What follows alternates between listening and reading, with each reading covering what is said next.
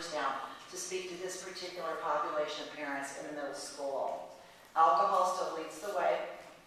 Many of our intakes are for marijuana.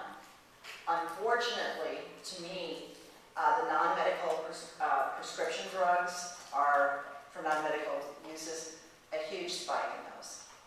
5 years ago, we had kids that came in with marijuana and alcohol use, pretty much. And usually their average age was about 16. We are getting kids in at the age of 13 with ecstasy, OxyContin, and heroin addictions. It's amazing. So there's been a big shift, and without going into a whole lot of detail about pharmaceuticals, when the medical industry in this country decided, and rightly so, there was not enough attention paid for medical treatment for people that had chronic pain.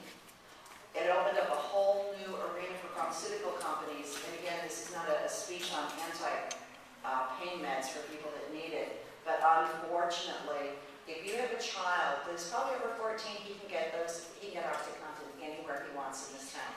He can get that, and he can get a medical marijuana card more easily than you could imagine. 1/3 of our teenagers begin drinking before the age of 13. I worked with kids who started drinking at the age of 9 or 10. And again, a lot of these kids are from good families. This crosses every socioeconomic line.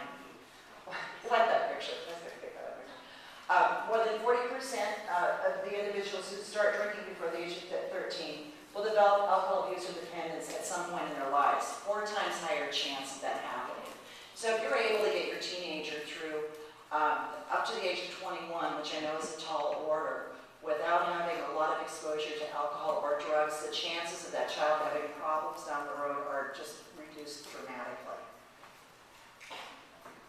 This is probably the most chilling statistic I have ever seen. And believe me, I've seen lots of statistics. I did a thing for Channel 10 News regarding the accident at Torrey Pines. And this was one of the things that I looked up. And this is from Students Against Drunk Driving. 28% have ridden more and more times in a car or vehicle. And that was in the last 30 days of each month. 28%. Another thing, drivers are less likely to wear seatbelts when they've been drinking. Again, a startling statistic, 64% involved in fatal crashes were not wearing seatbelts.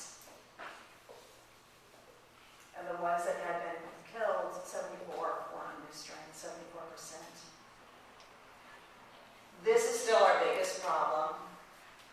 This remains a big problem because marijuana today is 10 to 20 times stronger than the marijuana some of you as parents experienced in your teenage years.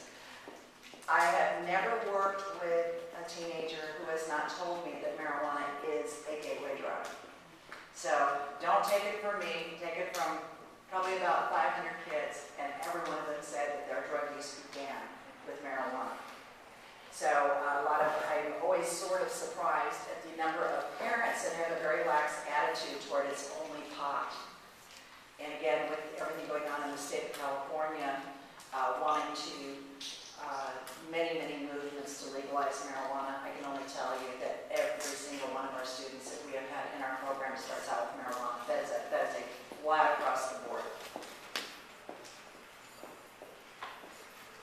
Okay, prescription medication. At the Scripps McDonald Center in the residential treatment, our 28-day treatment program, we've had some big changes in who comes into our detox and residential program. Used to be alcohol, cocaine, some of that stuff. Now it is one of the leaders is prescription meds again. Our ages are getting younger and younger, and the kids are sicker and sicker when they come in. So we go on to talk to parents, and if you get nothing else out of tonight, it's going to be this: to lock up your medication, to check. You know, a lot of people have medication from the dentist. OxyContin is given out like cotton candy. And again, some of you have older parents that have that, you know, for chronic pain. Those need to be under lock and key. Because again, many of the kids tell me they got it from a friend's house. So it may not be your child that's using it, but once again, keep that under lock and key and throw away what you don't need. These are the